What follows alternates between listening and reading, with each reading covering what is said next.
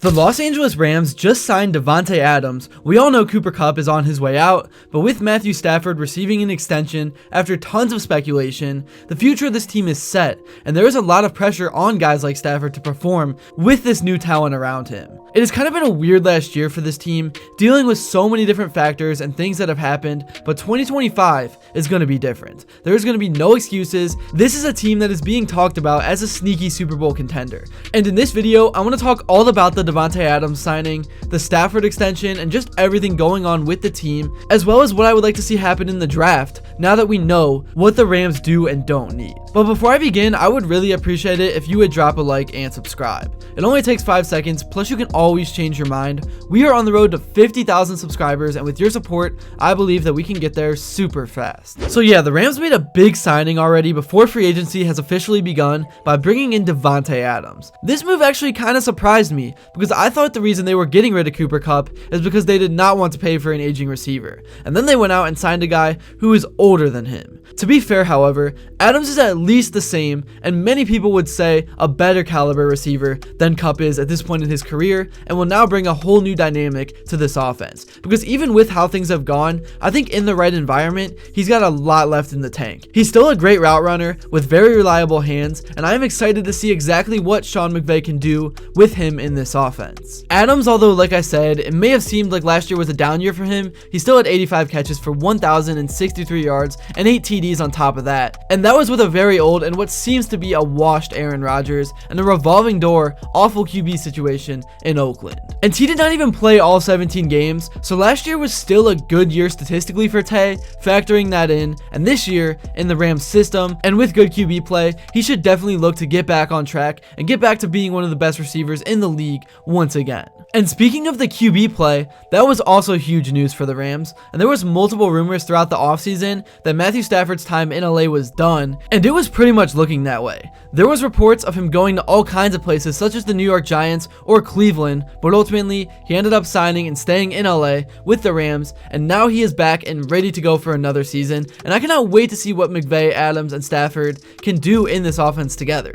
Stafford did not have a necessarily insane year in 2024, but again, the circumstances were kind of weird, and he was still playing decent football. He came up just short of 4,000 yards passing, which he could have potentially gotten had he not missed a game, and then he had 20 touchdowns and 8 interceptions, which again, I know not the most flashy stats, but when you watch him play, he just knows how to get it done. All the different arm angles he can throw with and all the things he can do at his age are very impressive. And now that he has Devante Adams and Puka Nacua, the playbook is going to be open. The Rams can get creative. And speaking of Cooper Kupp and the situation going on with him, it was reported that the Rams are planning on cutting him at the post-June 1st designation to save themselves a little money if they cannot find a trade partner for him anytime soon. It is a little sad to see Kupp leave the Rams because he was such a great player for them, and really when I think of Cooper Kupp, I just think of LA and the Rams, and I think back to the Super Bowl, and also getting the first pick in fantasy football. But recently, he just hasn't been able to stay on the field, he hasn't been healthy, and he hasn't been able to put up the same kind of production that he once was able to. So at the end of the day, they upgraded to Devante Adams, who is making exactly the same amount of money as Cooper Kupp's dead cap hit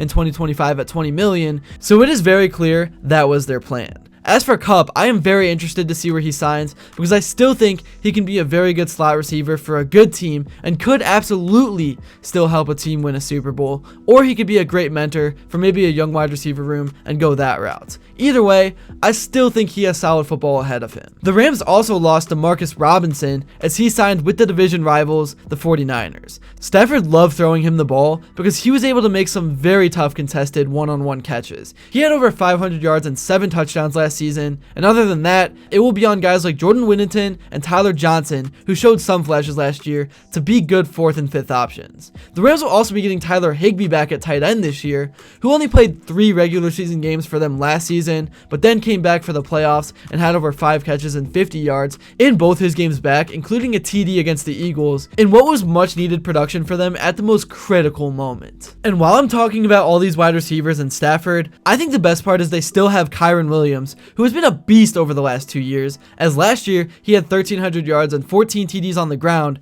Some people thought that maybe when the Rams drafted Blake Corum last year, that maybe some of Williams' production would be stolen, but that was absolutely not the case at all, as Williams was still the bell cow, getting 316 carries and putting up very good numbers. And when you add that on top of the passing attack that now has added Devante Adams to it, it will be very tough to stop, and opposing D coordinators will have to stay up pretty late, finding a way to mitigate this offense ran by the offensive mastermind that is Sean McVay, who has been said to have been more excited and pumped up than ever before now that they have signed Adams. And the Rams also added Jimmy Garoppolo too, so if worst comes to worst, at least they have a QB that could come in and win a couple of games if needed, if something happens to Stafford. Which, I think this is kind of an important signing, because as we all saw across the league last year, if you don't have a good backup QB who you can at least somewhat trust, then you have no chance to win if the unexpected happens. I am by no means saying that if Stafford goes down for the season, Garoppolo can keep this team afloat, but if Stafford goes down for 2 or 3 games, then the Rams have a guy who won't go 0-3. And now switching over to the defense, the Rams also made a pretty big signing, bringing in veteran defensive tackle Poona Ford. They were not good at all against the run last year, giving up 100 yards or more in 15 of their 19 games, and Ford had a good season last year with the Chargers where he had 3 sacks, 39 tackles, and 8.5 tackles for a loss,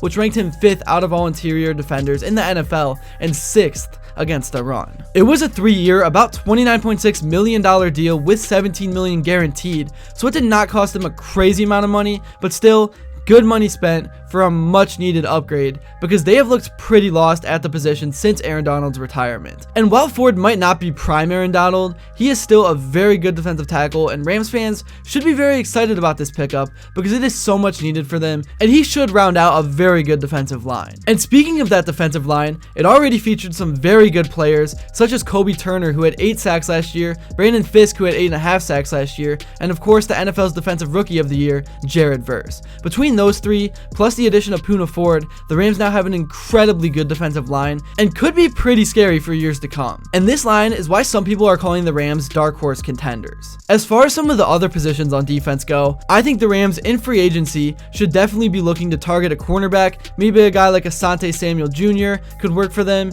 He is still young and has a little bit of a concern with a shoulder injury he is coming back from, so I think they might be able to get him for a little less, and I think a guy with his talent and potential is definitely worth taking a chance on. If they want to go the safer veteran route, they could go with Rasul Douglas, who is still available and is a solid proven corner in this league who can come in and play big snaps for them. And other than that, I would say maybe a linebacker would be something they could be looking to sign, maybe a nice veteran guy, but there really are not that many good options left. There is still the draft, but I think it would be wise for them to go with a tight end to eventually replace Higbee, maybe as soon as this year, because he is getting older. Mason Taylor, of course, coming from LSU comes to mind. Maybe Michigan's Colston Loveland as well. Both are great options, and I think either one of them would be great for this offense, and I think that is the route they should go draft-wise, and it would add even more firepower to this already potentially great offense. So yes, linebacker is a hole in my eyes, but linebackers don't score points, and with the way the league is headed, you have to have a top-tier offense. But yeah, that's at this point, and if you enjoyed and haven't yet, please be sure to drop a like and subscribe,